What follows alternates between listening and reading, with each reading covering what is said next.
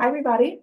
My name is Paula Wilson, and I'm the Member Services Manager at EquityArc. I'm joined here with Maggie Capsuto, our Associate Director, and Mark Hunsberger, our Programs Director.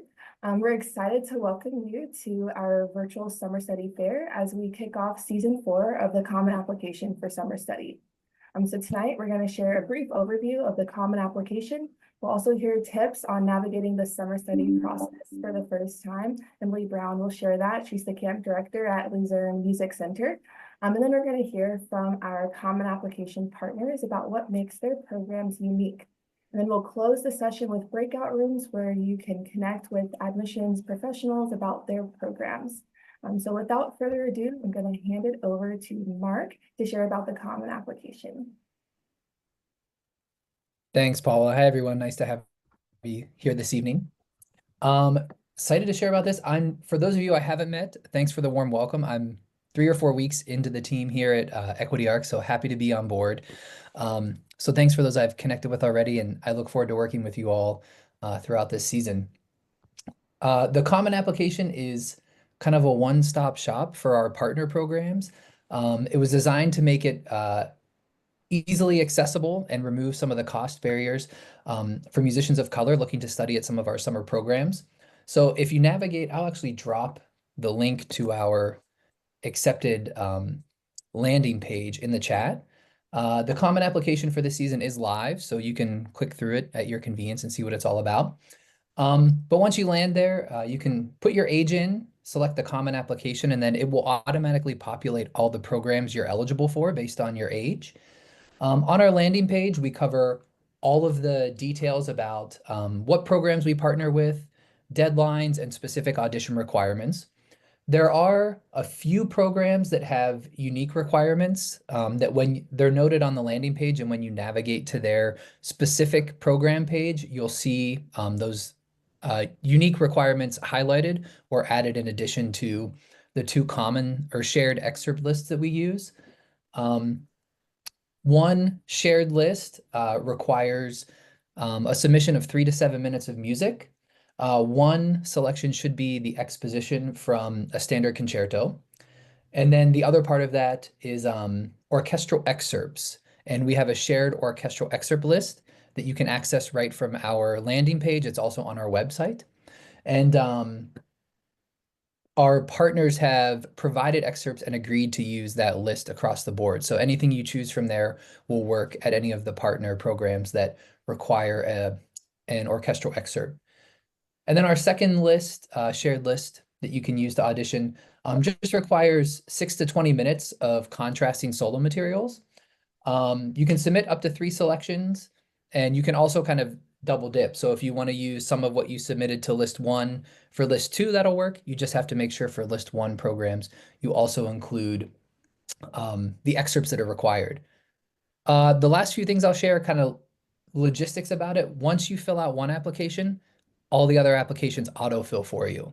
So you only have to do it once, makes it real easy to apply to all the programs you're interested in. And you can apply to each program at their audition deadline. So if one has a deadline in January and another one you're interested in is in March, you can apply separately, but it'll autofill your information for you there. If you've used the Common Application before, one slight change from last year, instead of actually uploading your videos to the application, you'll be asked to submit links to those videos. It'll make it a little bit easier on the accepted side of things, not housing so much content, if you will. And last thing I think I'll share is that our partner programs are very generous in working with us, collaborating to put this together, agree on a common list of questions and repertoire.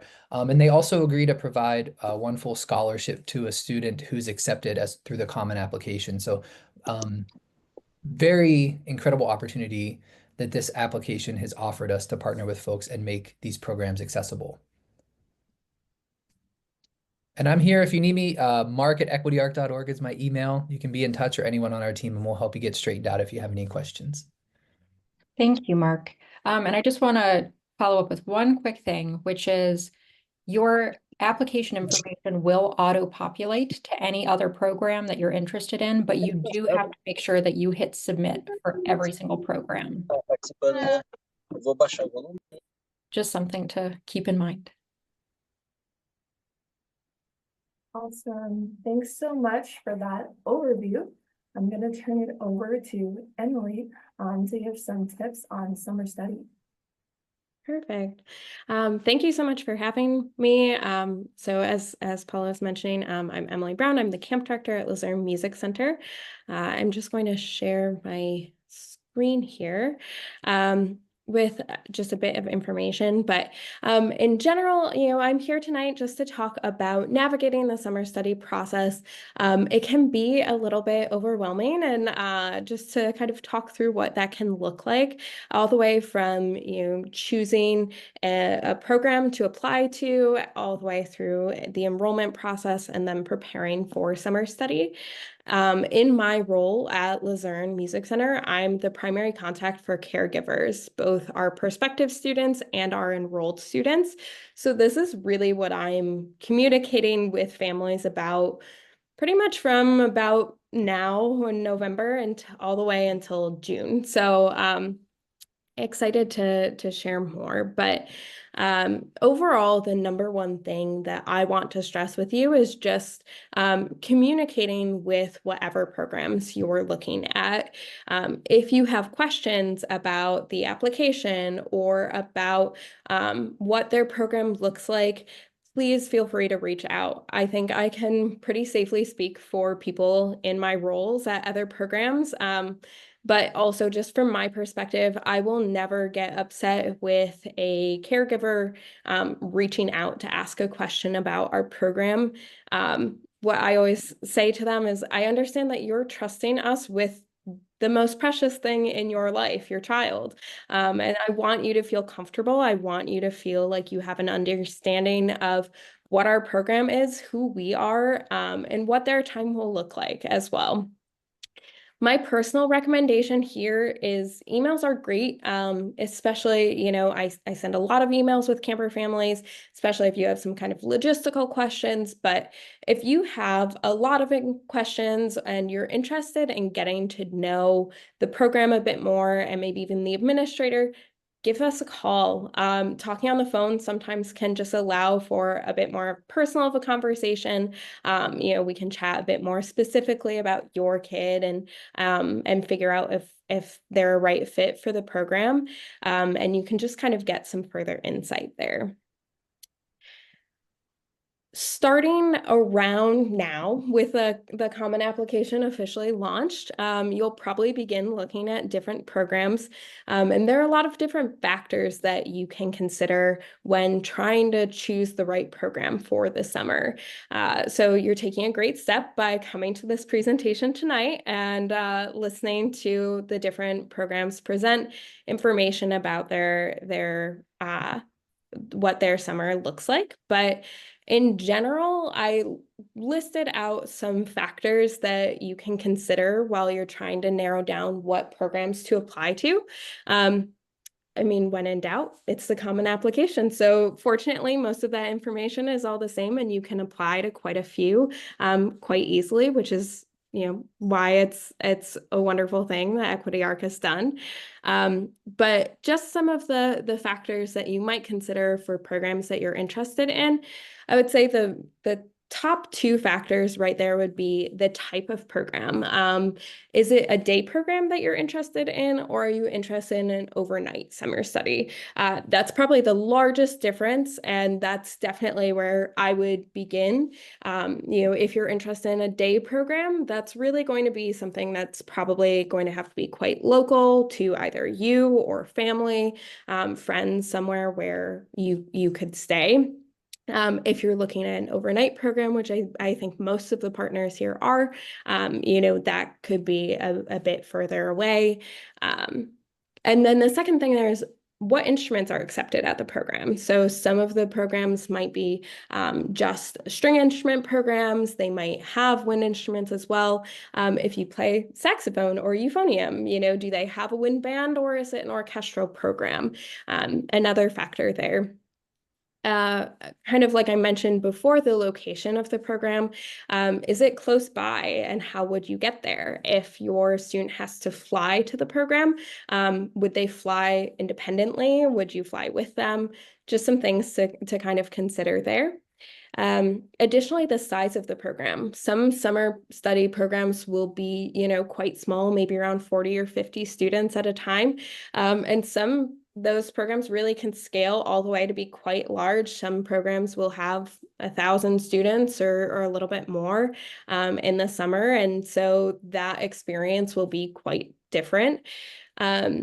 The environment that you can consider, is it on a college campus? Is it in a city? Is it a summer camp in the woods? All of those are, a very different environment and experience too. Additionally, what is the specialty of the program? Is it, a music program specifically? Is it a classical music program specifically? Or is it sometimes there are programs that are fine arts programs? They might have a dance program and a theater program as well, a little bit more broad. The faculty and staff who are teaching the students there. That information should be available on the program's website. So you can look up to see, if you're a violinist, who are the violin faculty at the program that you might be working with. Along with that, kind of what the ensembles look like. Does the program have a large ensemble? Is it a chamber music program?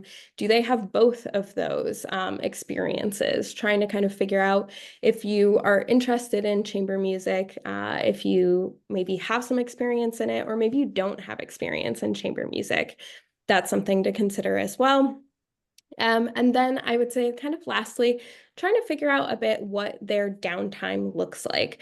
Do they have some kind of traditional summer camp activities, tie-dye, campfires, things like that. Along with that, I will mention is that technology can be kind of a factor there too. Yes, Lou. Some camps are tech-free, my camp included actually, and so that might interest some people and that might not interest others too. So again, there's a lot of different factors there to kind of look at and consider. Really, it's just going to be whatever feels best for you and feels like the best fit. Again, if you have questions, talk to someone from the program. They'll be happy to chat about that with you. Additionally, if you know someone who has been to the program before, definitely ask them about their experience. That can be a great way of getting a firsthand account that's a little bit more unfiltered too. After you kind of narrow down what programs you're interested in, you'll go through and submit your application. The number one thing here that I would recommend is making sure to track the deadlines for each of the programs that you want to apply for. It would be, a shame if the deadline passed and you miss getting your application in there. So set alerts in your calendar app or, reminder to-do app, anything like that that you have on your phone to make sure that you're getting those applications in on time. After you go through and you submit your applications, you'll start to begin receiving decisions back from programs. Unfortunately, the timing for this can vary really widely. Some programs might do a rolling admissions process where they issue acceptances as applications come in. Other programs will wait until the deadline passes and then review applications and issue acceptances then. So they can kind of come in at different times. And again, it can be a little hard to keep track of. So I recommend using like a spreadsheet or again, setting up alerts in your calendar app or reminders app, just trying to keep track of deadlines for when those programs are waiting to hear from you. Please be courteous to the programs and make sure that you're responding by the deadline that they give. If you need an extension for a program, ask for one. They might not be able to grant that, but they might. And so it definitely doesn't hurt to ask. Along with that, if you're interested in a particular program, it's your top choice, and but the scholarship support that they offered isn't quite sufficient for what your family needs, I really encourage you to reach out to that program and ask if there's additional scholarship that you can apply for, or if there's an appeals process that could be considered. If you explain, they're your top choice program, but as is, you couldn't attend with the financial aid, they might be able to go forward and reconsider. Again, that might not work for all programs, but it definitely doesn't hurt to ask and advocate there. All of the programs here that, are part of the Common Application, we want to be accessible for families. And so, yeah, I definitely encourage reaching out. My personal kind of recommendation is, as you're deciding on a program and submitting a deposit or signing their agreements, whatever kind of that individual program requires, I always encourage people to read the policies first. Make sure that you kind of read through that fine print, see what is expected for student, policies, student behavior, things like that, just before fully committing and deciding to enroll in a program. I also really want to stress, if you know that you're not going to a program, please let them know as soon as possible so that they can accept other students. By offering you an acceptance, they're holding a spot for you, and they are keeping other students on a wait list. And those students are waiting to hear as well. So please let them know if you're not coming. It doesn't have to be a formal long email. It can be something really short and brief that just says, "Thank you so much. I won't be attending this summer. Thank you again for considering my application." Something like that is totally fine.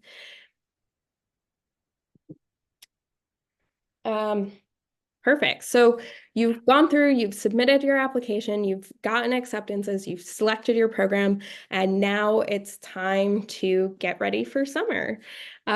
So sending your student to a summer study program, it can be nerve-wracking for both kids and caregivers, but it's also very exciting. So one thing that I think can really help campers thrive is making sure that they're prepared and that they have what they need. So definitely read through the materials that the program sends in advance. If there is something that you are missing or you have questions about, again, reach out to that program. They will probably send a packing list with those materials, just with their kind of recommendations of what you should bring. Again, I always share with our families, our packing list, it's a recommendation for what we think families should bring. But you know your child the best. If there's something that they're going to need while they're with, at their summer study program, definitely make sure that that's packed. It's kind of better to overpack than underpack when they're further away. And as you're packing for camp, we always recommend that you pack together with your student. That way, when they arrive, they know where their things are and they know kind of where to look for anything that they might need specifically. And my last little tip there is to label everything, especially if it's an overnight program. Students are in a shared living space. The cabins can get, a little messy at times, or dorms, wherever they're living, it can get a little messy, and some things can get mixed up. So put a sticker on it or put their name on it, just to really help make sure they know what's theirs and what they can use there. Another factor that I want to talk about, especially in terms of sleepaway camp, is that sometimes students can feel homesick, especially if it's their first time going off to a summer study, but it can also happen if they've been before. Some tips here that I always recommend to our families is the number one tip there is to do a trial run. Plan a weekend away for them with maybe friends or extended family, without their caregivers, and that can be a great way to kind of see how they do being away from home and having a little bit of distance there. Additionally, we always encourage families to talk about it before going away for the summer. Let them know that, it's perfectly normal to maybe miss home while they're away. And we encourage them to, to share some strategies that they might use while they're away to feel better. The number one thing I always recommend is bringing some kind of game that they enjoy playing at home that they could play at camp with friends. That's a great way of like bringing a little piece of home with them. It's something fun that they'll enjoy that can be really engaging for them. Card game or board game, something like that. The other thing to talk about with them is encouraging them to speak to someone about how they're feeling while they're at camp. Our staff are trained in ways to help campers navigate this in the summer season. And we'll always be, talking as a team to brainstorm ways that we can support our students. So I think it's really important for students to feel that they have at least a trusted adult while they're at camp. It might be their camp counselor, it might be an administrator, or maybe their faculty member, their private teacher. But that can really, if they're not having a good time, we want to work with them. We want them to have a positive experience. And so trying to encourage them that if they're upset about something, speaking up so that we can help them feel better. Additionally, I think it's really important too, as we're talking about this, right? Homesickness can happen, but trying to frame summer study to be in a really positive light, talking about how this is exciting, how it will be a great experience for them, that they're going to learn a lot, that this is a great opportunity for them, helping them kind of get into that mindset that they're excited about this can also be really helpful. And then again, I've said it for pretty much every slide, but if you have concerns about being homesick or your child being homesick while they're at summer study, reach out to someone from the program. They'll can talk through their specific policies with regards to contacting families, and they'll also probably have some questions for you too to figure out how they can best support your kid if they are feeling homesick while they're at camp. And I think the last thing here is just, making the most of your summer study experience. It is such a unique and positive time for students. It can be a great opportunity for fun and for networking too. People say it all the time, but the music world really is a small community. So connect with the students, the other campers and students that are there. Take time to connect with the faculty members, even if you don't work with them directly. If there's a faculty member at a university that you're interested in that works there, make sure to take time to connect with them. Ask to set up a meeting and ask questions about their university, where they teach. Utilize your downtime, take advantage of any extra classes that the program might offer. A lot of these programs might be 2 or 4 weeks long. Some might be a bit longer, but that can seem like a long time, but it's actually such a short time, and really try to take advantage of every minute of that. It's a really unique environment for professionals in the field of music to come together in one space. And then after the summer is over, make sure that you're staying in touch with people too. If you connect with a faculty member while you're there, send them an email throughout the year. Keep that connection up. Keep the administrators informed. If you go home and you win a concerto competition, or you, are finalist in some kind of competition, let them know. The administrators, we like to hear when there are good things happening to you. So keep us informed as well. Just stay in touch. And I would say most importantly with that, stay in touch with your fellow campers, fellow students. Like I mentioned, the music community is a really small world.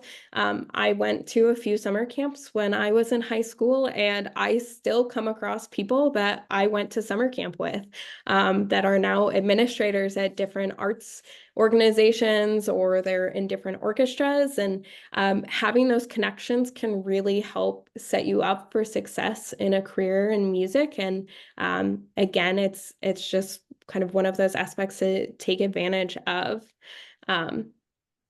Yeah, that's really all I had to share tonight. But again, I know the process can be a bit overwhelming if it's your first time, but I hope walking through this kind of gave you some tips and insights of kind of navigating the next about 8 months or so. I think there's a few minutes for questions if anyone has any questions to talk through. And as well, of course, you can reach out to Mark Hunsberger as well if you have questions.